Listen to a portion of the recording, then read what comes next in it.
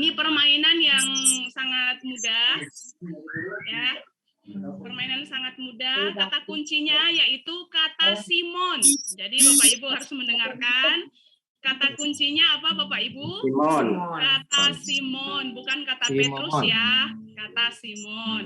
Oke. Simon ya, Bu ya. Ya, boleh semuanya bisa on kamera. Terima kasih Pak Estu. Yang on kamera ada Pak Voucher dah. Kecuali Pak Handoyo. Oke.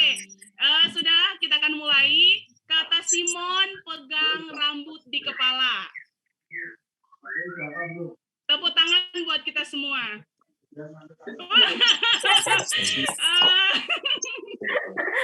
Ini Bapak Ibu, kata kuncinya kata Simon, ya, kata Simon. Sekali lagi apa, Serafim? Kata Simon. Pak Efri, mana itu kau? Diam aja kau. Ya. Kata Simon, tepuk tangan. Yeay. Kata Simon, tertawa. Apa? Simon tertawa. Sinyalnya ini, aduh. Oke, kata Simon. Cuman aku yang menang nih, ketawa terus. Apa? Aduh, Kak Mary putus-putus. Kata Simon, silakan diam. Nggak jelas. Silakan pegang kepalanya. Oke.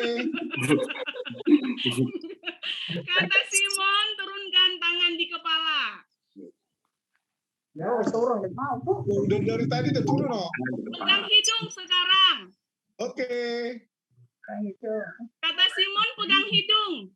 Tepuk tangan semuanya, luar biasa.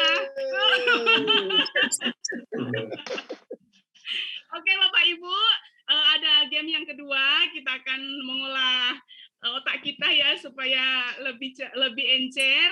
Kalau menurut Bapak Ibu, gajah itu besar. Ulangi ya, gajah itu besar, semut itu kecil, ular itu panjang, cacing itu pendek. Oke, sekarang Bapak Ibu silakan mendengarkan instruksi saya dan juga gerakan saya. Silakan ya. Ular itu Panjang. Ya, Bapak Ibu bisa mengikuti dengan gerakan tangan ya. Oke. Semut itu Kecil semut, kecil. semut itu kecil, bukan semut itu pendek. Beda ya Bapak Ibu. Gajah itu Kecil. Oke, semut itu kecil. Kecil. Sekali lagi, semut itu kecil Bapak Ibu ya, bukan pendek ya. Sebentar, ini kok. Ya. Semut itu kecil. Ular itu panjang. Ular panjang.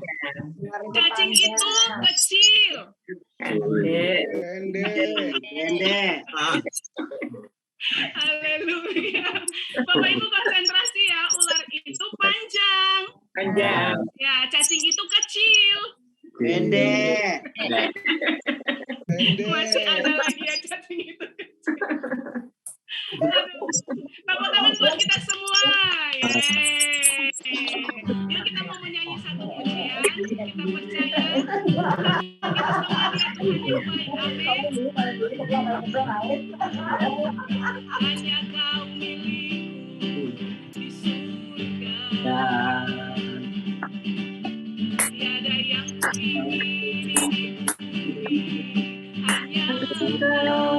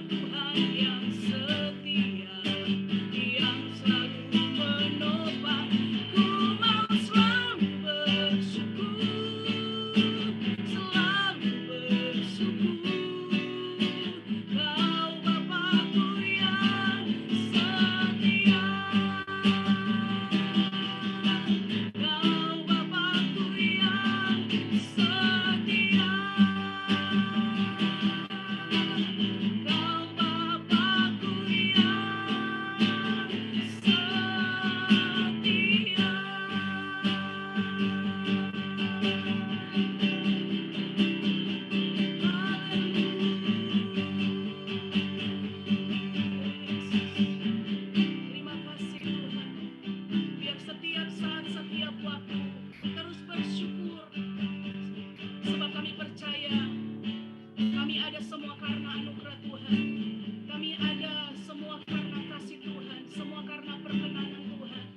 Dalam segala hal, dalam segala keadaan, ajar kami terus bersyukur kepada Tuhan yang mempunyai segala berkat. Tuhan pemilik kehidupan kami.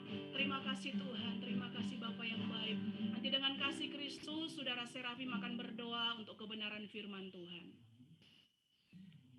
Haleluya Yesus, haleluya Bapa. Terima kasih Tuhan untuk waktu-Mu Tuhan. Kami boleh berkumpul melalui Zoom ini Tuhan. Kiranya memberkati kami Tuhan. Yang memberkati setiap kami Tuhan, kami yang datang, kami yang hadir Tuhan dalam Zoom ini Tuhan. Kami percaya Tuhan berkat-Mu ada bagi kami Tuhan. Engkau berkati firman Tuhan yang akan disampaikan. Biar firman-Mu Tuhan dapat tertanam di dalam hidup kami dan berbuah lebat atas hidup kami. Terima kasih Bapa, kami serahkan semua yang ada di tangan-Mu. Terjadilah kehendak-Mu dalam hidup kami. Dalam nama Yesus kami mengucap syukur. Haleluya. Amin. Amin. Puji Tuhan, malam hari ini kita akan dilayani oleh wanita yang sangat cantik, Saudari Ori. Selamat melayani, silahkan. Terima kasih Kak Mary. Shalom Bapak Ibu semua dan teman-teman semua. Terima kasih untuk kesempatan hari ini udah boleh mempercayai Ori untuk sharing ya. Ori mau nyebutnya sharing aja karena nanti yang mungkin Ori sharingin ini banyak dari pengalaman pribadi. Jadi mungkin juga Bapak Ibu di sini bisa sharing juga dan Ori juga bisa belajar banyak dari Bapak Ibu dan teman-teman semua. Jadi sebelumnya di approach sama Kak Hefri Kak Estu kalau Ori membawakan tentang family gitu ya, tentang orang tua dan anak dan sebagainya gitu ya. Jadi kalau dari Ori pribadi, mungkin di sini Bapak dan Ibu semua udah sangat punya banyak pengalaman sebagai orang tua. Jadi kalau di sini mungkin nanti Ori sharingnya sebagai seorang anak sih ya. Jadi banyak pengalaman di dalam keluarga sih, dalam keluarga Ori pribadi gitu ya. Mungkin Ori langsung sharing pakai presentasi kali ya biar terlihat jelas. Bentar. Oke, jadi mungkin ini bahasa Inggris tapi maknanya intinya adalah seberapa tahu kalian tentang mereka gitu ya. Jadi kalau judulnya Do You Know Them? Seberapa tahu kalian terhadap mereka? Seberapa tahu Bapak Ibu yang sebagai orang tua tahu tentang anak atau seberapa tahu anak-anak tahu tentang orang tuanya. Kadang mungkin kita sebagai anak juga nggak ngerti nih orang tua maunya apa, atau orang tua nggak tahu nih maunya anak-anak tuh apa gitu. Jadi pengen sharing aja di dalam keluarga Ori pribadi gitu ya. Jadi nanti ini nggak terlalu banyak membicarakan tentang firman Tuhannya banget, tapi tentang kesaksian Ori gitu ya di dalam keluarga gitu. Jadi next aja. Nah, Bapak Ibu, ini ada foto di sini. Mungkin Bapak Ibu udah kenal siapa aja orang-orang di foto ini. Yang sebelah kiri itu paling cantik di keluarga kami, namanya Pak Richard. Biasanya kami panggil di rumah Papi Rich atau Papi Isat karena Papa Richard, karena beliau satu-satunya yang paling cantik di keluarga kami.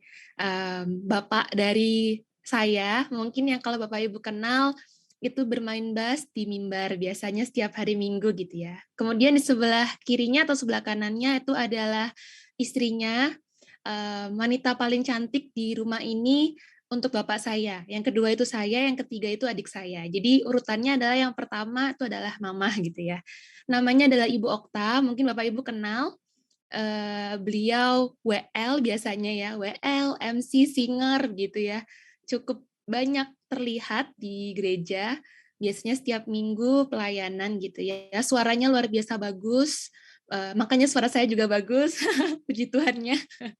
Terus yang sebelah kiri itu juga nggak kalah cantik, itu adik saya, teman saya gitu ya.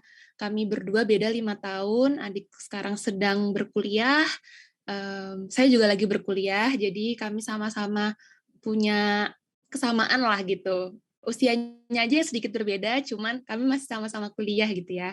Itu adik saya, dan kemudian yang baju biru sebelah kanan itu saya pribadi biasanya dipanggil Ori gitu ya. Kami semua pelayanan di gereja. Kalau mungkin pernah lihat adik saya main kulintang, mungkin teman-teman di sekolah minggu juga kenal, pernah jadi guru sekolah minggu, terus ya beliau juga pernah tamborin gitu ya. Jadi kami berempat pelayanan di Efrata gitu ya. Jadi nggak asing lah sama kami berempat gitu ya. Oke, ini foto diambil waktu anniversary Papa dan Mama ke-25 tahun. Jadi sudah cukup lama mereka membangun keluarga sampai anaknya udah sebesar ini, sudah harusnya sih bisa membanggakan mereka ya. Saya harap bisa membanggakan Papa dan Mama gitu. Olga juga mungkin berharapnya seperti itu. Oke. Ini keluarga saya menganggap mereka sebagai sahabat saya. Kenapa sahabat? Saya pilihnya karena biasanya kalau sahabat itu udah saling kenal, terus biasanya nggak malu-malu gitu ya. Jadi terus biasanya seumuran tuh gitu. Jadi saya menganggap mereka seumur dengan saya gitu. Kenapa gitu? Karena kami sering banget sharing, bahkan berjam-jam gitu ya, nggak kerasa gitu. Biasanya kami makan malam itu selalu bareng-bareng, biasanya jam 6, jam 7-an, makan bareng berempat, itu endingnya baru cuci tangan, baru naruh piring, itu jam 12 malam, jam 11 malam. Karena apa? Kami sharing, kami ngobrol apa? Dari hal yang nggak penting gitu ya, awalnya biasanya A, akhirnya tuh Z, bahkan bisa balik lagi ke A, bisa bolak-balik lah gitu. Ngobrolinnya apa? Macem-macem Bapak Ibu, kami ngobrolin dari kuliah saya misalnya gitu ya, dosen yang susah banget dihubungin, terus kita ngobrolin tentang hal-hal yang tabu juga kami obrolin, tentang nanti kalau udah menikah, kamu sebagai seorang istri kayak gini loh Kak, biasanya mama sih yang bawa acaranya gitu ya, nanti kalau misalnya ngomongin soal pekerjaan biasanya papa gitu, kalau misalnya kita galau tentang pacaran dan sebagainya, ngobrol gitu. Jadi kami bener-bener kayak teman gitu ya. Mungkin disclaimer dulu Bapak Ibu, keluarga kami nggak sesempurna itu, kami masih belajar banyak banget. Saya juga sebagai anak juga harus mengenal Bapak dan Ibu saya, mengenal Papa dan Mama saya lebih lagi gitu ya. Jadi nggak ada yang sempurna. Kalau misalnya dibilang bertengkar, kadang kami juga suka cekcok, bertengkar, iya, suka beda pendapat, iya, tapi ujung-ujungnya kami belajar untuk komunikasi, untuk memaafkan gitu ya. Mungkin ya kadang perasaan nih nggak mau minta maaf nih, apalagi kadang anak-anak tuh malu banget nih kalau minta maaf ke orang tua kayak, oh, kan papa mama juga salah gitu, kenapa papa mama nggak mau minta maaf dulu gitu. Biasanya kan egois-egoisnya gitu, apalagi mungkin kalau teman-teman yang masih muda, seusia saya gitu, masih kayak suka punya pendapat pribadi yang nggak bisa disalahkan gitu, kayak aku bener gitu, ini nggak salah gitu. Tapi setelah mulai kayak diem gitu, terus mikir, ya juga ya, mungkin aku salah saat aku bentak ke papa mama, mungkin gitu. Mungkin papa mama sakit hati saat aku ngomongnya keras, atau mungkin kata-kataku ini terlalu apa ya, menyakitkan untuk mereka gitu. Setelah udah mulai mikir gitu baru, oh iya, berarti Ori salah gitu. Tapi nggak juga semua Ori yang salah. Kadang papa mama kalau misalnya salah pun mereka minta maaf. Kalau misalnya tiba-tiba mereka nggak sengaja atau sengaja gitu melakukan hal yang membuat Ori sakit hati, mereka nggak yang malu juga untuk minta maaf ke Ori. Maafin papa ya Kak, maafin mama ya Kak. Kami berusaha untuk ya sebisa mungkin minta maaf gitu ya. Karena biasanya kalau udah lewat sehari, 2 hari itu diem-dieman tuh nggak enak banget. Jadi mending diselesaikan hari itu aja. Selesai sampai di situ permasalahan kita minta maaf, udah tahu nih kekesalannya tuh apa gitu ya. Udah dikasih tahu mama tuh kalau misalnya ngomong sama kakak, mama pelan-pelan aja. Terus kakak juga kalau ngomong ke mama harus juga baik-baik gitu. Mama mungkin merasa kakak terlalu kenceng kalau ngomong gitu-gitu. Jadi seperti itulah, aku menganggap mama seperti sahabatku sendiri. Kalau misalnya lagi ada cekcok, ya kita selesaikan di hari itu aja gitu. Terus next-nya, Oke, jadi kenapa aku bilang kita harus kenal orang tua, terus orang tua harus kenal kita, ya mungkin itu kalau buat Ori dan Ori sebagai anak, Ori harus kenal orang tua gitu. Jadi kita biasanya sering nih dengar ya teman-teman, Ori mau ngomongnya teman-teman nggak apa-apa ya, teman-teman dan Bapak Ibu. Misalnya Papa dan Mama udah lebih tahu nih, Papa Mama udah lebih ngerti karena udah punya pengalaman ini sebelumnya gitu. Biasanya kita sering dengar kayak gitu kan. Nah, kadang kita sebagai anak tuh kayak yang, tapi kan beda nih masalahnya. Mungkin Papa Mama zaman dulu kayak gitu, Ori di zaman sekarang kayak begini, beda. Nah, di satu sisi Ori paham kalau memang mereka punya pengalaman sebelumnya, mereka tahu gimana cara menyelesaikan itu di masa itu. Nah, Ori paham banget, dan Ori juga komunikasiin. Ini mungkin 11-12 mirip mah, agak-agak mirip lah, tapi mungkin permasalahannya beda, cara menyelesaikannya beda, dan di masa sekarang tuh mungkin nggak kayak yang dulu. Itu Ori perlu tahu juga gitu, Ori perlu tahu cara pikirnya mereka, kayak memilih ini. Kadang kan kita suka kayak, ih mama nih loh kok gini banget, ih papa nih loh kok gini banget. Padahal kita tahu itu untuk kebaikan kita, cuman kadang biasalah anak muda sukanya aku yang benar gitu ya. Nah, kadang Ori juga harus menempatkan diri di seperti papa dan mama. Secara Ori memang belum pernah jadi orang tua, anak-anak belum pernah sebagai orang tua yang mengurus anak-anak gitu ya. Jadi Ori harus tahu posisi mereka itu pasti memberikan yang terbaik untuk anak-anaknya gitu lah. Nggak akan pernah membawakan mara bahaya. Pokoknya Mama dan Papa selalu kasih itu ke Ori, jadi apapun yang kami lakukan tuh nggak akan pernah mencelakakan kamu, Kak. Nggak akan pernah bawa kamu ke hal-hal yang buruk. Kami tahu pasti kamu butuh yang terbaik. Kamu akan Papa dan Mama kasih yang terbaik. Kalau bisa Papa Mama beliin, Papa Mama kasih. Nah, tapi ya itu yang Ori pelajari sih gitu. Jadi sebagai anak, oh iya, orang tua pasti akan kasih yang terbaik lah. Nggak mungkin lah dia kasih hal-hal yang buruk untuk anak-anaknya gitu. Jadi Ori menempatkan diri sebagai orang tua gitu, sebagai ya sisinya orang tua gitu. Oh, papa dan mama punya pemikiran kayak gini nih gitu. Jadi Ori bisa paham. Tapi juga papa dan mama menempatkan diri di posisi Ori gitu. Oh, mungkin dia lagi susah kuliahnya nih karena pandemi dan sebagainya. Jadi mungkin papa dan mama tuh bisa memberikan support yang lain, misalnya mama tiba-tiba ngasih jus ke kamar, katanya ini kak jus strawberry mama baca di internet itu untuk bisa membuat otak supaya lebih berpikir lebih lancar gitu. Oke, I appreciate that mom. Jadi kayak saya menghargai itu karena mama kasih itu ke anaknya gitu-gitu loh. Jadi saya menganggap mereka sebagai apa ya, setara gitu. Jadi kayak kami sahabat gitu loh. Kami bisa sharing apapun dari hal yang nggak tabu sampai tabu. Kami bisa sharing masalah pribadi tentang keluhan di kampus, tentang pasangan hidup. Apalagi karena kami berdua perempuan, jadi kami dipersiapkan sama mama terutama untuk gimana jadi istri yang baik, gimana jadi ibu yang baik, gimana bisa jadi pasangan hidup yang baik, itu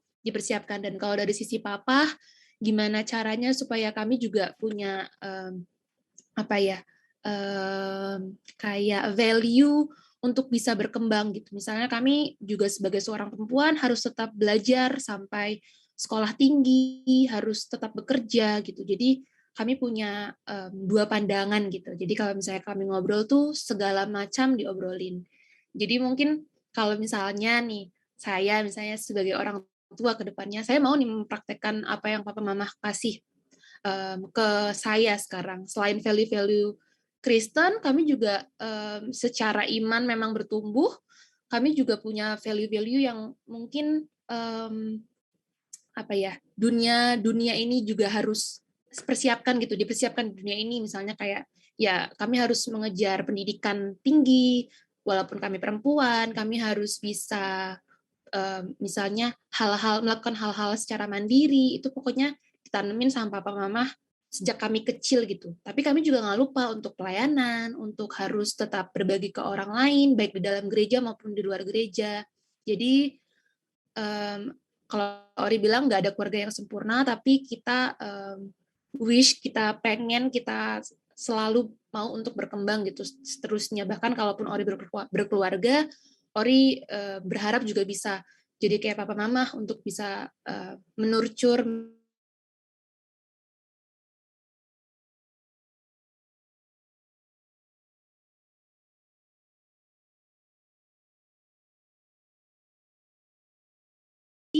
banyak meng-highlight di bagian anak-anaknya. Jadi, hai anak-anak, taatilah orang tuamu di dalam Tuhan, karena haruslah demikian.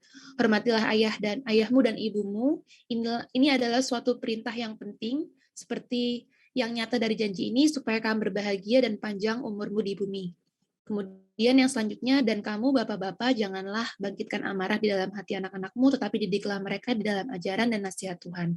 Mungkin kalau dari Ori sebagai anak, ini adalah keharusan, kewajiban, udah titik, nggak pakai koma, ini harus dilakukan. Karena tulisannya adalah taatilah orang tuamu dalam Tuhan karena haruslah demikian. Berarti kayak nggak ada penawaran, kayak harus dan nggak boleh tawar. Ya karena itu orang tuamu, bagaimanapun background orang tuamu, gimana pun orang tuamu mendidikmu, gitu, gimana pun orang tuamu mengayomimu, mendukungmu, itu tuh taatilah. Pokoknya apapun yang mereka berikan pasti akan yang terbaik untuk anak-anaknya. Terus Tuhan kasih tahu lagi supaya kamu berbahagia dan panjang umurmu di bumi. Ini sih yang Ori amini. Karena kan cuman dari taat sama orang tua aja kita bisa bahagia dan panjang umur, itu udah lebih dari segalanya kan. Panjang umur berarti kita sehat, bahagia berarti kita ya secara mental, secara fisik juga sehat gitu. Jadi kalau kita baik-baik nih sama orang tua, taat, kita bisa memahami mereka gitu ya, bisa menjadikan mereka sebagai orang tua gitu ya, itu pasti kalau kita hormat, itu pasti akan berkat tuh akan melimpah-limpah lah. Kalau Ori yakini seperti itu, akan bahagia dan panjang umur gitu ya. Kalau mungkin next-nya untuk orang tua, didiklah mereka dalam ajaran Tuhan dan nasihat Tuhan, mungkin Ori yakin orang-orang tua pasti udah paham banget gimana cara mendidik anak yang benar. Jadi dari sisi Ori, kita teman-teman yang mungkin masih jadi anak, yang mungkin masih juga punya orang tua gitu ya. Kalaupun memang nggak ada orang tua, Tuhan Yesus masih ada juga gitu kan. Jadi anggap Tuhan sebagai Bapa lah. Jadi taatilah orang tua, taatilah perintah Tuhan, karena semua tuh pasti ya, jalannya akan lancar, masa depan akan terjamin, hidupmu akan bahagia, panjang umur, semuanya pasti akan diberikan Tuhan kayak berlimpah-limpah lah. Nggak cuma cukup, tapi berlimpah-limpah. Mungkin dari itu aja sharing dari Ori. Selanjutnya mungkin Kak Mary silahkan. Terima kasih. Wah, luar biasa. Thank you sharingnya, Ori. Sama-sama Kak Mer. Seperti yang tadi disampaikan bahwa kita sebagai anak harus menghormati kepada orang tua karena itu adalah sebuah perintah, dan saya percaya selain kita anak-anak muda, termasuk saya yang masih muda, ada Om Estu juga yang masih muda, ada Om Riko juga yang masih muda, tentunya keberadaan kita sampai detik ini membuktikan bahwa ada orang tua yang mendampingi kita. Meskipun mungkin jarak kita dengan orang tua kita jauh, tapi salah satu kesaksian yang dalam hidup saya juga termasuk, kalau dibilang jauh dengan keluarga, jauh karena sejak saya SMP, saya sudah dititipkan ke pastori, jadi saya harus sekolah, terus dari SMP, SMA, sampai akhirnya saya memutuskan untuk sekolah Alkitab, kemudian saya praktek, kemudian sekolah lagi, kemudian praktek lagi. Nah, ada begitu banyak hal yang terjadi dalam hidup saya, tapi satu hal yang saya percaya bahwa keberadaan saya sampai detik ini termasuk juga adalah salah satu doa dari orang tua saya.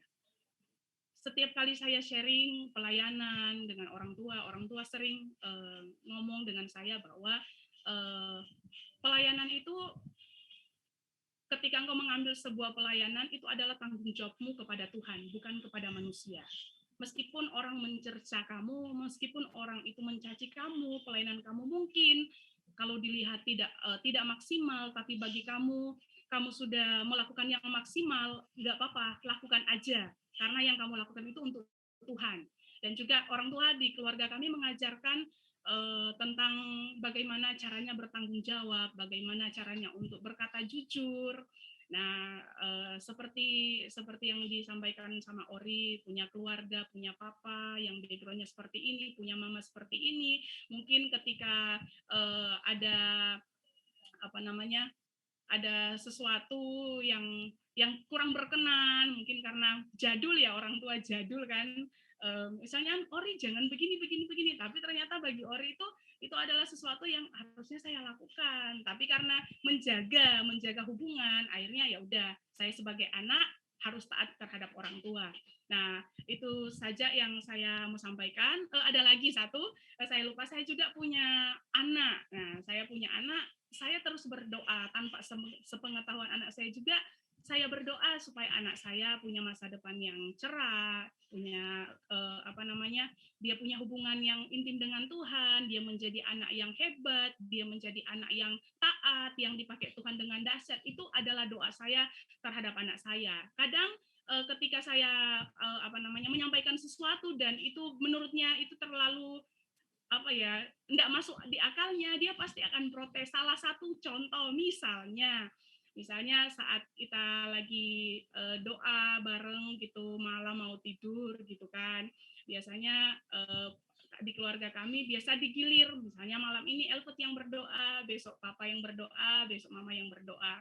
Ya pas berdoa, misalnya malam ini dia berdoa sudah dalam nama Yesus, haleluya, amin. Besoknya giliran papanya berdoa, papanya biasa berdoa, doain pelayanan, doain keluarga, doain Bapak Gembala, doain teman-teman pengerja. Ada satu saat ketika dia mungkin sudah ngantuk, sudah capek, sampai dia nendang-nendang kaki saya ngomong begini, Papa kok doanya lama sekali, apa Tuhan nggak tahu kok isi hatinya Papa gitu kan. Saya mau ketawa, tapi saya harus mendidik anak saya ngomong diam aja gitu. Setelah itu pas amin, dia protes langsung kepada papanya, Papa kok doa lama sekali, apa Tuhan nggak tahu kok isi hatinya Papa? Kan Alkitab bilang Tuhan tahu isi hati Papa kok doa lama sekali. Papanya cuma senyum dan beritahu bahwa enggak Papa, Elfet, Papa berdoa juga kan itu untuk pelayanan, untuk Bapak Gembala, untuk teman-teman pelayanan, untuk keluarga. Tuhan mendengar. Nah, seperti itu ada sesuatu yang harus kami terapkan dalam kehidupan anak kami, biar ketika dia dewasa nanti, ketika dia bertumbuh nanti, dia tahu, oh saya ingat orang tua saya seperti ini. Jadi meskipun seperti yang dikatakan Ori bahwa orang tua itu tidak sempurna, saya pun merasa seperti itu, saya tidak sempurna. Mungkin ada orang yang lebih baik dari saya, cara mendidik mereka mungkin lebih baik dari saya, tapi saya berusaha untuk mendidik anak saya, memberi yang terbaik, yang saya tahu itu sesuatu yang bermanfaat untuk masa depannya, yang saya tahu bahwa itu adalah sesuatu yang suatu perbuatan yang baik yang harus dia lakukan. Saya harus ajarkan, meskipun kadang-kadang mungkin bertentangan dengan cara berpikirnya, tapi saya harus berusaha untuk menjadi sahabat juga. Salah satu contoh misalnya pada saat dia belajar, pada saat dia mengerjakan PR, ada waktu-waktu ketika contoh beberapa hari ini dia lagi ulangan, rasanya gemes, pengen bantu dia, tapi saya berusaha enggak seperti itu. Jadi caranya supaya dia bisa memahami pelajaran yang dia sedang pelajari, saya panggil, Elfet, nomor 1 ini jawabannya, iya, coba baca lagi. Saya sudah tahu bahwa itu jawabannya harusnya A, misalnya dia isinya B. Saya tidak langsung ngomong, itu salah, langsung isi aja, enggak. Karena saya mendidik anak saya untuk supaya dia mendapatkan nilai yang terbaik dari hasil usahanya sendiri, meskipun mungkin pada saat dia menerima nilainya kok sedikit banget, mama tuh tahu kok mama nggak bisa jawab. Nah, kalau mama yang jawab, berarti kamu dapat nilainya nggak murni dong, kan Tuhan tahu kan begitu. Mama selalu beralasan Tuhan tahu ya. Kita kasih pengertian bahwa segala sesuatu yang kita lakukan dengan penuh kejujuran, meskipun nilainya hanya seberapa kecil, tapi kalau dia lakukan itu dengan jujur, itu berkenan di hadapan Tuhan. Itu lebih baik daripada mendapatkan nilai 100 tapi ada bantuan orang tua, dan ketika dia dapat nilai 100 keluar di rapot, wah nilai saya 100, tapi hati nurani saya tertuduh karena bukan anak saya yang mengerjakan, tapi saya yang mengerjakan. Nah, jadi saya percaya juga bahwa orang tua, Bapak Ibu yang ada di tempat ini juga punya cerita banyak tentang anak, karena pernah juga menjadi anak dan juga pasti punya anak, sudah punya cucu. Nah, malam hari ini saya tidak sendiri, saya ditemani oleh teman saya, Serafin juga. Silakan. Ya, terima kasih Kak Mary, terima kasih juga Kak Ori untuk sharingnya. Ya, puji Tuhan. Saya akan sharing, izinkan saya sharing sebagai anak di sini. Ya. Ya. Puji Tuhan. Ya, tadi yang bisa aku ambil dari sharingnya Kak Ori adalah kita masing-masing punya ego, ya, manusia juga, ya kan. Seorang anak pasti kayak, aku bener kok, pendapatku bener gitu kan. Tapi orang tua pasti lebih ngerti, ya kan. Pasti, ini kan harusnya seperti ini ya. Tapi kadang penyampaian orang tua yang sedikit kadang keras gitu kan. Dan anak juga, kok gini juga sih penyampaiannya ya. Yang mau saya sharingkan adalah, ya tadi kayak yang Kak Ori juga ngomong bahwa kita juga harus saling mengerti, ya, saling mengenal. Kalau kita sama-sama adu ego, sama-sama perang, ya nggak selesai, akan terus berlanjut, dan itu juga bisa bikin trauma, anak trauma, orang tua juga akan juga jadinya kesel terus gitu, kebawa kesel gitu kan. Jadi ya ayo sama-sama kita sama-sama saling mengerti, sama-sama yaitu komunikasi yang baik dengan keluarga. Kalau boleh sharing, saya dengan mami saya khususnya itu dulu tuh nggak begitu baik gitu hubungannya, karena ya itu tadi, sama-sama punya ego tinggi, sama-sama orangnya keras, kita ribut gitu kan. Hal-hal kecil, dari hal-hal sepele pun itu sering banget diributin gitu. Sampai akhirnya saya tuh selalu berpikir gini, ya mama dulu yang harus berubah, baru aku akan berubah gitu. Nah, tapi sekitar kalau nggak salah berapa tahun kemudian itu, mama ikut wanita bijak atau SPK, saya lupa. Ya, nah di situ saya memang nggak terlalu berharap banyak, saya nggak yang mama berubah nanti habis dari SPK, enggak. Saya cuman oh ya udah, hati-hati ya Mi gitu.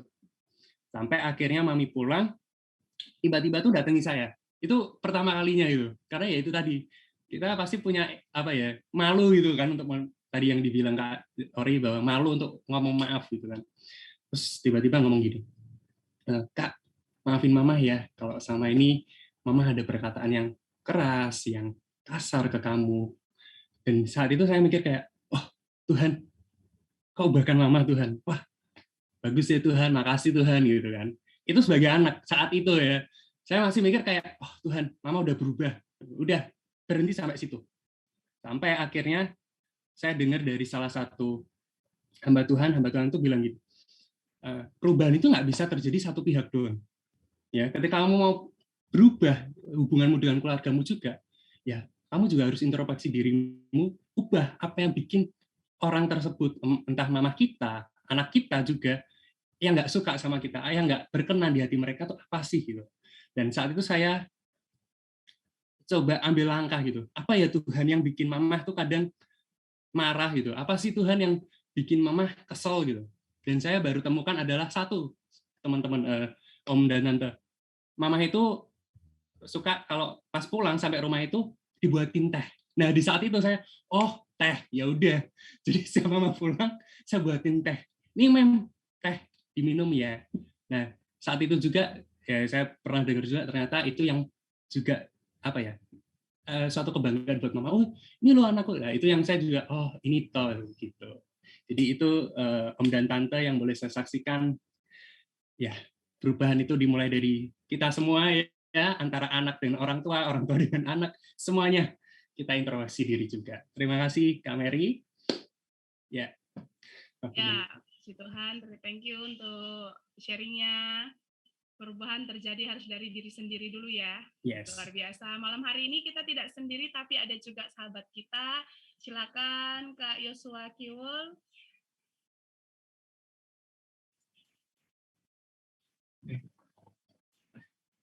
Shalom Bapak-Bapak, Ibu-Ibu. Shalom. Kitanya lupa dilepas. Cantik sekali kamu, Yos. Ya, silahkan. Ya. Shalom Bapak-Bapak, Ibu-Ibu. Apakah suara saya terdengar? Ya, terdengar. Dengar. Ya. Ya, puji Tuhan, malam ini dapat sharing dari teman-teman juga, dari Kak Ori, dari Dimas. Thank you sharingnya. yang saya dapat tadi dari kesaksiannya Kauri, saya tuh ngelihat, wah, ini keluarga harmonis banget gitu loh. Ini keluarga kayak apa ya? Kayak seru gitu di dalamnya. Jujur, di keluarga saya tuh sebenarnya punya pengalaman buruk ya, kayak punya masa lalu yang buruk di keluarga saya juga. Jadi pas ngeliat keluarga Kauri, waduh, jadi rasanya kayak gimana gitu, kayak apa, enak ya gitu loh. Nah, tapi puji Tuhan, semua sudah berubah, semua keluarga juga diubahkan sekarang ya, puji Tuhan, keluarga jadi keluarga yang harmonis. Tapi dulu punya pengalaman, saya jadi kalau ngomong keluarga pasti rasanya sedih. Ya, jadi dari kecil dulu saya pernah jadi anak yang broken home dulu sebenarnya. Dari umur 5 tahun, dulu papa mama pernah tinggal sama opa oma, saya manggilnya papi mami pernah tinggal bareng opa. Nah, waktu umur 5 tahun, dari Pontianak akhirnya orang tua merantau di Jakarta sampai saya lulus SMA. Nah, dari Jakarta situ saya mulai merasakan keluarga yang kurang harmonis. Papi saya mulai kasar sama mami saya, terus papi saya mulai memaki mami saya, bahkan itu kayak justru malam itu yang paling saya takuti. Kalau di rumah suasana malam itu paling saya takut, karena kalau pagi siang mungkin kalau misal ribut tetangga tuh terganggu, tapi kalau malam ribut, nah itu kalau malam itu saya udah paling masuk ke kamar tutup selimut itu, papi mami itu pasti sering berantem gitu. Bahkan dulu waktu saya kecil, jadi ya dulu pernah satu kendaraan, satu keluarga satu kendaraan itu. Dulu saya masih kecil, umur sekitar umur 5 tahun, masih TK, ya umur 5 tahun. Jadi boncengan naik motor itu Bapak Ibu. Papa saya mengendarai motor, saya di depan, adik saya dulu cewek masih kecil, masih digendong di tengah, saya di belakang. Itu berantem di motor, terus mama saya diturunin. Terus itu pertama kali saya ngelihat kekerasan gitu, mama saya dipukul pakai helm, terus diturunin dari motor. Dan dari situ saya punya akar kepaitan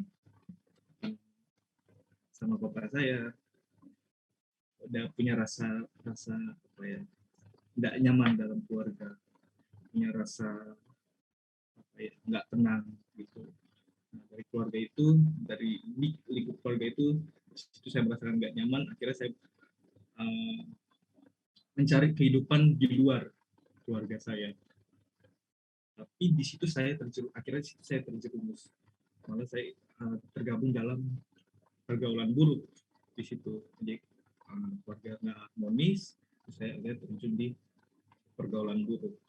Waktu itu saya dari SD, bapak-bapak ibu, dari SD saya sudah merokok dan mengelem itu dari SD. Karena saya nggak nyaman di keluarga saya mencari kehidupan di luar yang menurut saya, wah, kalau di luar ini saya lebih nyaman gitu loh. Nyaman, rasa nyaman itu cuma sementara sesaat gitu. Mengelem, merokok, itu cuma kenyamanan sesaat. Dari situ saya mencari kehidupan di luar, mencobanya kenyamanan. Tapi dalam hati saya itu sebenarnya nggak nyaman, bapak-bapak itu. Rasanya kayak ada yang kurang, hampa gitu. Dibilang kebahagiaan pun juga bukan, dibilang nyaman pun, nyari kenyamanan pun bukan juga. Nah, tapi saya tetap mencari kenyamanan di luar keluarga saya. Itu setiap pulang ke rumah saya ngelihat suasana ribut terus, pulang ke rumah saya ribut terus sampai saya SMP. Mulai beranjak SMP itu kenakalan saya makin bertambah. Udah mulai ikut tawuran sekolah. Saya dari TK sampai lulus SMA itu saya di Jakarta, jadi saya lulusan di Jakarta. SMP udah mulai ikut tawuran, SMA dia terus bertambah nakal. Karena itu saya nggak ngerasain adanya harmonis gitu dalam keluarga saya, nggak nyaman gitu. Tapi yang saya salut di sini, mama saya nggak pernah putus semangat untuk mendoakan keluarga saya, terus doa puasa. Mami terus berdoa gitu, hampir nggak pernah bolong mami doa puasa terus. Mami doain buat papi, mami doain buat saya sendiri, doain buat adik saya. Dan pada satu hari saya mulai ke Semarang, kuliah. Awalnya saya dapat di kampus universitas di Depok. Saya puji Tuhan waktu itu saya diterima di kampus Universitas Indonesia bagian arsitektur, desain interior. Tapi saya nggak ambil itu. Teman-teman bilang, Yos kenapa nggak ngambil di UI tapi nggak ngambil? Di situ saya malah maunya pilihnya kuliahnya di luar waktu itu, di luar Jakarta, di luar Depok. Jadi saya dapat satu kampus yang sekarang saya kuliah, dan puji Tuhan udah selesai juga dari saya. Waktu itu di Semarang ini saya ngambil di kampus Universitas Aki di Unaki Semarang. Nah, itu alasannya saya kuliah di Semarang biar jauh dari orang tua. Jadi mau kuliah jauh, jadi mau lepasin hubungan saya dengan orang tua saya waktu itu. Nah, justru di Semarang ini semuanya berubah. Bapak-bapak, semuanya berubah. Jadi waktu sampai saya di Semarang, memang udah ngerasain bebas, semua bebas, awal-awal bebas. Mau nakal sekalipun, nakal terus ketemu satu hamba Tuhan. Hamba Tuhan itu dia pernah coba sharing sama saya. Hamba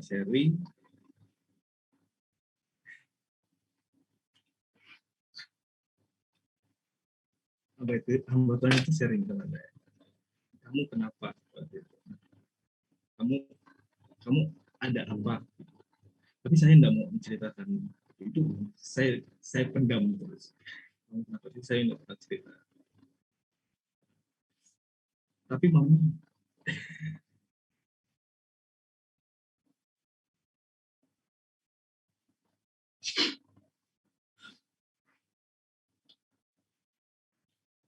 di sini saya selalu bapak-bapak ibu-ibu, mami tidak putus doa untuk saya, mami tidak putus doa untuk bapak saya. Di sini bapak saya mengalami pertobatan. Awal bapak saya mengalami pertobatan. Tuh, berdoa, minta ampun sama Tuhan, bertobat. Terus papi coba nelpon sama saya, telepon saya di Semarang. Terus, awalnya itu papi nanyain kabar, tapi di situ saya nggak angkat, sampai berbulan-bulan nggak ada komunikasi. Itu sama sekali saya nggak pernah ada komunikasi sama papa saya. Jadi dulu tuh saya sama papa saya gimana ya, hampir nggak pernah ngomong gitu, nggak pernah ada komunikasi sama sekali, nggak pernah. Jadi kayak diam gitu, saling diam gitu. Dan di situ baru pertama kali papa saya ngubungi saya dan nanya kabar, terus papa minta maaf. Tapi waktu itu saya masih mengeraskan hati saya, masih ada rasa dendam gitu, ada rasa benci. Sampai dulu saya berniat, waktu saya SMA saya berniat, tunggu kalau saya sudah besar, saya berniat dulu ingin membunuh papa saya. Itu saya SMA. Tapi waktu itu pas pertama kali papa saya hubungi saya, itu saya masih mengeraskan hati saya tolak panggilan papa saya. Terus saya coba mau coba hidup tanpa papa saya waktu itu, mau hidup tanpa keluarga. Terus seiring berjalannya waktu, akhirnya ada teman ngajakin saya KKR, ngajakin saya kayak ya kayak KKR seminar gitu. Di situ ada satu fasilitator doain saya waktu itu, doain saya. Ada lagu yang teringat, ada satu lagu yang teringat, lagu Bapa sentuh hatiku, ubah hidupku. Lagu itu awalnya memang saya tersentuh, terus di situ langsung kayak flashback, teringat sama papa saya gitu, kayak flashback, kayak balik mundur gitu. Jadi kayak saya ngelihat waktu papa saya nendang mama saya, papa saya dulu mukul saya, maki saya, marahi saya, maki mami, mukul mami, teringat semua sampai waktu kejadian papi minta maaf sama saya. Papi. Itu teringat. Terus itu saya nangis, saya kayak mungkin pingsan ya, mungkin pingsan atau nggak sadar diri. Nah, di situ saya didoain lagi sama fasilitator. Terus ada satu orang hamba Tuhan lagi, dia bilang, saya ingin mendoakan kamu. Waktu itu saya memang pengen apa ya, kayak tidak mau gitu loh, tidak mau apa ya, kayak ikut persekutuan, kayak masih ada rasa ego, nggak mau lepas, kayak malu gitu, nggak layak gitu. Saya rasa nggak layak gitu loh ke bapak ibu, kayak hidup saya udah hancur, emang saya masih bisa balik lagi sama Tuhan.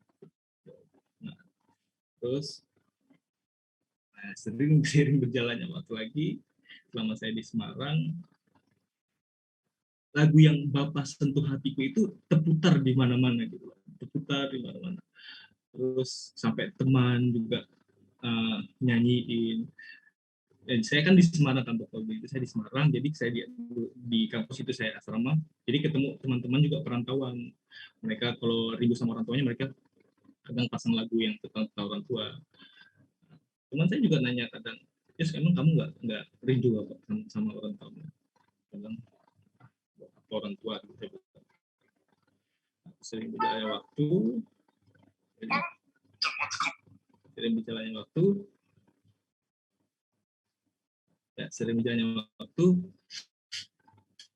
ya akhirnya yang dari lagu Bapak sentuh hatiku itu saya mulai tersentuh,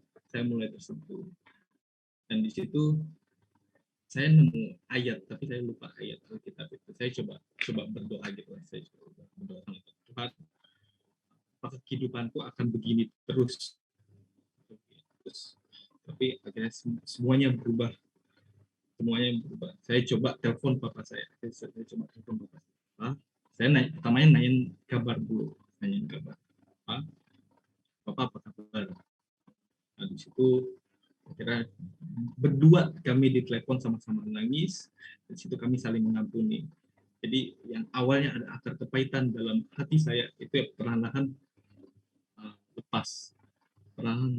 Terus akhirnya mami ditelepon, papi juga telepon, kami berdoa sama-sama, komitmen sama-sama. Mulai hari itu keluarga kami mulai berdekat sama Tuhan, sama-sama bergandengan tangan, satu keluarga. Kami keluarga mulai mengandalkan Tuhan waktu itu. Dulu saya paling sedih kalau ceritain cerita ini. Ya sekarang ada 5 tahun sudah berlalu, dan saya dapat dengan yakin mengatakan bahwa keluarga saya telah sepenuhnya dipulihkan oleh anugerah belas kasihan dari Tuhan Yesus. Ibu saya sering berkata, masa lalu sudah berlalu, sesungguhnya yang baru sudah datang. Nah, ayah saya mulai melayani Tuhan. Sekarang papa saya menjadi pendeta, dan ibu saya selalu mendoakan papa saya juga. Ibu saya juga melayani di Tuhan, sekarang sudah mengambil pelayanan sebagai hamba Tuhan juga, ya pendeta, dan saudara-saudara perempuan saya, adik-adik saya juga melayani di gereja, dan saya sendiri juga melayani di gereja sebagai tim multimedia. Dan dari kesaksian saya juga melayani di sekolah-sekolah, dan puji Tuhan dari kesaksian saya dapat memberkati anak-anak sekolah yang dulunya broken home, yang dulunya hilang pengharapan. Nah, dulu saya adalah seorang yang nggak punya pengharapan, tapi setelah saya temukan harapan itu dalam Yesus yang menguatkan saya. Nah, kisah pertobatan saya dimulai dari sebuah lagu Bapa Sentuh Hatiku. Nah, sekarang saya yakin sepenuhnya bahwa Yesus adalah kekuatan saya. Nah, Tuhan saya, juru selamat saya, dan harapan saya yang kekal. Saya berharap kisah yang saya bagikan ini boleh menjadi bukti akan betapa besarnya kuasa Tuhan, dan Tuhan mampu memulihkan kita ya terlepas dari apapun keadaan kita. Dia adalah harapan untuk mereka yang kehilangan pengharapan. Nah, jika saat ini Bapak-Bapak Ibu sedang menghadapi masalah atau merasa bahwa tidak ada harapan, percaya dan bersandarlah pada Yesus. Kita akan menemukan bahwa Yesuslah harapan yang kita cari dalam setiap permasalahan keluarga kita. Ya, terima kasih nih kesaksian saya Bapak Ibu, semoga memberkati. Yesus memberkati. Ya, luar biasa Yosua Kiwol sudah dipulihkan sama orang tua ya. Ya, kita percaya bahwa orang tua itu adalah wakil Tuhan, wakil yang dipersiapkan Tuhan untuk kita untuk melakukan pekerjaan-pekerjaan yang mulia. Cinta orang tua itu tidak akan pernah tergantikan ya. Mereka mendidik, mereka merawat, mereka mengasuh kita, mereka membiayai hidup kita, berkorban segalanya untuk memberikan yang terbaik. Nah, kita sebagai anak, kita harus berterima kasih kepada orang tua untuk semua pengorbanan mereka, seperti kebenaran firman Tuhan yang sudah disampaikan tadi, bahwa taatilah kedua orang tuamu karena haruslah demikian. Itu adalah perintah yang harus kita lakukan karena itu adalah perintah Tuhan. Nah, kadang-kadang sebagai anak ketika melihat orang tua pasti tidak sesempurna yang kita harapkan. Ada begitu banyak kelemahan, begitu banyak kekurangan, mungkin diajak ngomong, apalagi kalau orang tuanya sudah tua, kalau diajak ngomong nggak nyambung, seringkali kita sebagai anak, waduh ini orang tua kok modelnya kayak gini. Tapi kadang-kadang kita tidak menyadari bahwa sewaktu kita masih kecil, orang tua kita kadang berkorban, mungkin nggak punya apa-apa, mereka berusaha untuk memberi yang terbaik. Tetapi ketika kita dewasa, kita menjadi anak yang tidak menghormati. Nah, kebenaran firman Tuhan ini menegur kita bersama supaya kita sebagai seorang anak, khususnya kita yang masih muda-muda ya, khususnya yang masih muda-muda, ayo kita lakukan yang terbaik untuk orang tua kita, karena kita tidak tahu kapan waktunya Tuhan memanggil mereka, termasuk kapan Tuhan memanggil kita pun kita tidak tahu. Kita harus berjaga-jaga, beri yang terbaik untuk keluarga, sebagai anak menghormati dan menghargai orang tua, mendoakan orang tua supaya umur panjang, mendoakan supaya mereka diberkati Tuhan. Sebagai orang tua juga sebaliknya, kita berdoa, kita mengharapkan masa depan yang terbaik untuk anak kita. Saya percaya kok, kalau kita bergandeng tangan, anak, orang tua, kita bersama-sama berdoa, sepakat minta sesuatu kepada Tuhan, saya percaya Tuhan pasti akan memberikan. Puji Tuhan, Bapak Ibu, demikian sharing kami dari generasi muda. Saya akan berikan kesempatan satu lagi untuk Bapak Ibu yang mungkin hari-hari ini mengalami atau melihat perubahan anak selama pandemi, yang dulunya mungkin dengar-dengaran, terus sekarang tidak dengar-dengaran, atau sebaliknya, yang dulunya sebelum pandemi mereka tidak dengar-dengaran, tapi ketika pandemi berlangsung beberapa tahun ini mereka menjadi anak yang taat, anak yang nurut, yang selalu mendengar apa yang menjadi kerinduan orang tua. Saya berikan kesempatan, ada Bapak Ibu yang mau sharing. Pak Estu? Ya, selamat malam Bapak Ibu. Wow, luar biasa sekali sharing hari ini. Thanks Ori, terima kasih Dimas, terima kasih Yosua. Kalian anak-anak muda yang luar biasa, seperti anak panah di tangan pahlawan. Demikianlah kalian semua. Bapak Ibu mendengar dari kesaksian teman-teman kita tadi, anak-anak kita tadi, saya jadi ingat ada sebuah survei yang mengatakan bahwa 75% para narapidana yang masuk dalam penjara adalah anak-anak yang lahir dalam keluarga broken home. Jadi ternyata pengaruh orang tua terhadap anak itu sangat besar. Ya, Bapak Ibu. Jadi Karenanya kita sebagai orang tua yang punya anak, kita mesti harus sungguh-sungguh dengan Tuhan. Ya, kita mesti harus sungguh-sungguh melekat dengan Tuhan. Karena perubahan hidup kita memberikan dampak yang luar biasa bagi orang-orang di sekitar kita. Khususnya kalau kita punya anak, pertumbuhan mereka sangat ditentukan sekali dari hubungan mereka dengan kita, gitu ya, sebagai orang tua. Tadi kita sudah mendengar firman Tuhan yang disampaikan oleh Ori bahwa sebagai orang tua jangan sampai kita membangkitkan amarah anak kita. Kita mesti harus punya waktu untuk komunikasi supaya kita mengenal anak kita. Ya, saya ini sebagai orang tua juga terus belajar, Bapak Ibu, memang tidak ada orang tua yang sempurna. Saya itu mudah sekali ngomong jangan kepada anak saya. Walaupun memang sesekali saya mesti harus ngomong dengan keras kalau itu membahayakan anak saya. Tapi sekarang ini saya belajar ketika anak saya beraktivitas yang saya kira itu tidak seharusnya, ya, maka saya nggak langsung berkata jangan, tapi saya coba belajar untuk tanya dulu ke dia, kenapa kamu lakukan itu? Baru anak saya bisa memberikan jawaban. Dan ketika anak saya memberikan jawaban, disitulah saya mulai diskusi dengan dia. Diskusi dengan anak saya. Untuk saya ngerti apa sih maunya. Kalau ada hal yang sekiranya mesti harus dilurusin, maka saya akan luruskan. Seperti tadi barusan anak saya main masker. Padahal masker itu terbungkus plastik. Tapi ya yang namanya orang tua, apalagi saya ini orang yang suka bersih Bapak Ibu ya. Jadi masker itu sudah dibungkus plastik, ya pakai mainan. Saya sempat berkata, ayo adik jangan mainan masker nanti kotor. Saya sudah takut duluan kalau plastiknya dibuka. Lalu saya melarang dia untuk main. Tapi dia tetap main. Oke, kalau begitu saya ingin ngerti dulu apa sih yang dimau sama anak saya. Oh, ternyata anak saya itu lagi belajar mainan dengan jualan, ya jualan masker. Jadi dia teriak-teriak masker, masker. Oh, ternyata dia nggak berniat untuk membuka plastik masker tersebut. Dia hanya ingin ajak saya bermainan dengan cara jualan masker. Lalu saya tanggapi, saya ajaklah mainan. Ya, oh ternyata memang maunya seperti itu. Ya, ada komunikasi yang baik. Jangan membangkitkan amarah. Ya, jangan kita mudah marah dulu kepada anak kita, tapi cobalah mengerti apa sih yang dimau dengan cara berkomunikasi. Komunikasi seperti pintu untuk kita masuk ke dalam pikiran anak kita, hingga ada hubungan yang baik saat kita bisa berkomunikasi dengan mereka. Jadi saya juga tertegun ya dengan apa yang disampaikan Ori tadi.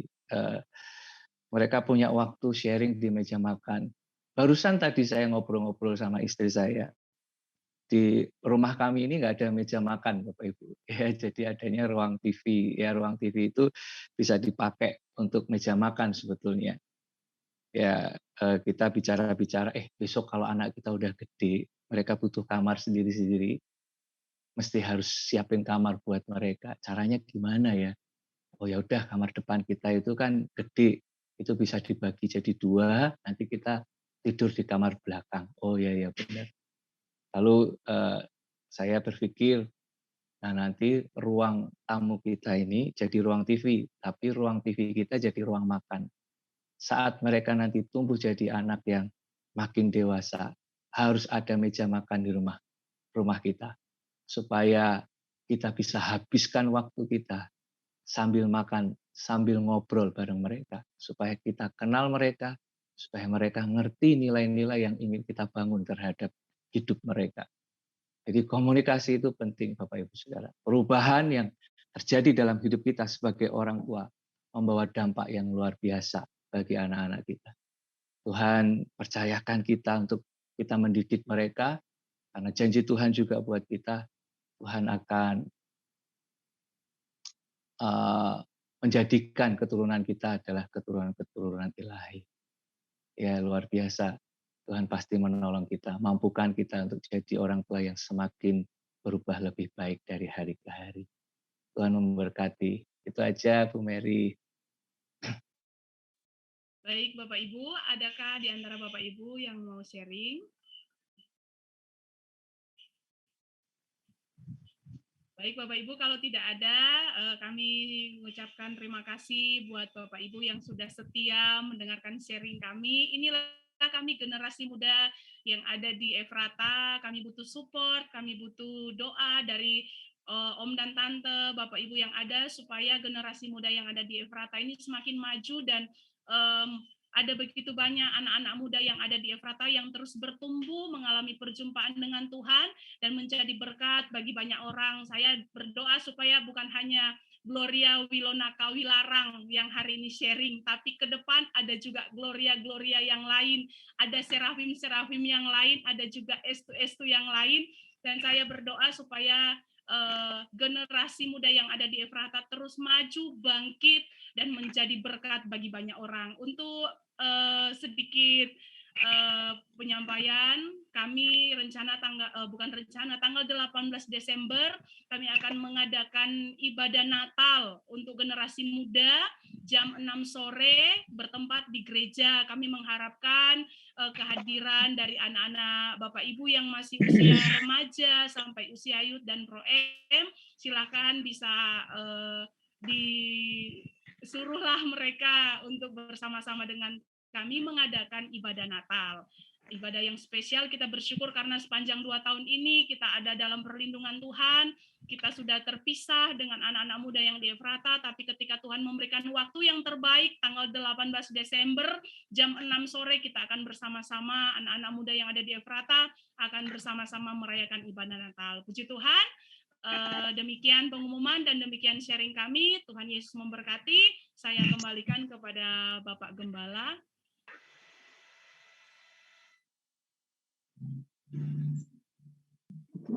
Ya, baik. Saya masih di jalan. Minta terima kasih semua sharingnya, kesaksian luar biasa.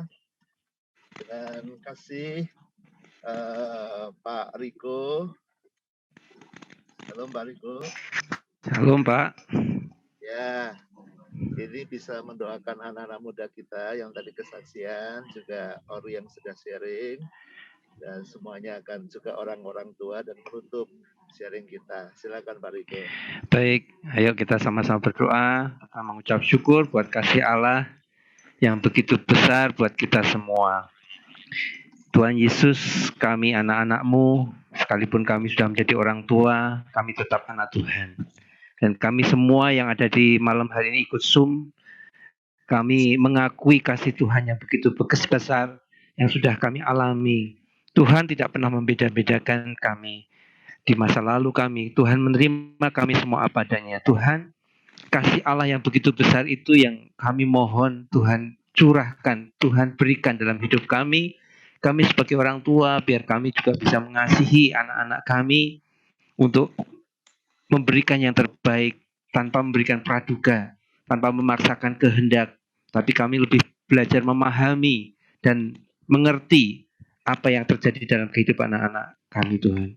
Dan kalau kami menjadi anak-anak Tuhan, kasih Tuhan yang sama, yang besar itu juga Tuhan, Kau curahkan dalam hidup kami sehingga kami juga mampu melihat perbedaan-perbedaan yang ada di keluarga kami dengan melihat bahwa mereka semua sebenarnya juga mengasihi kami. Melakukan semuanya untuk kebaikan kami. Tuhan, mampukan kami untuk hidup selalu penuh dengan kasih Tuhan. Sehingga semua masalah boleh kami selesaikan dengan komunikasi yang baik, dengan memberikan saling mengasihi, dengan melakukan semua yang baik bukan hanya untuk diri kami, tapi juga untuk orang sekeliling kami. Terima kasih Tuhan memberkati kami semua hamba-hamba Tuhan, khususnya Bapak Handoyo Lim sebagai gembala Tuhan. Kami merasa diajar untuk bisa saling membangun satu dengan yang lain. Terima kasih Tuhan, di dalam nama Tuhan Yesus, kiranya berkat Allah Bapa, kasih Tuhan Yesus serta penyertaan Roh Kudus melingkupi kami semua. Di dalam nama Tuhan Yesus, kami sudah berdoa mengucap syukur. Haleluya. Amin. Amin. Terima kasih Pak Riko. Terima kasih. Sama Bapak. Terima kasih semua. Tuhan Terima kasih memberkati. semua. Tuhan berkati Pak Han, Kasih. Ori, thank you ya. Berkati Joshua. Ori, Joshua. Thank you Pak Riko. Iya, Pak, Tuhan berkati. Semangat Pak Yaya. Berkati semua. Baik, baik.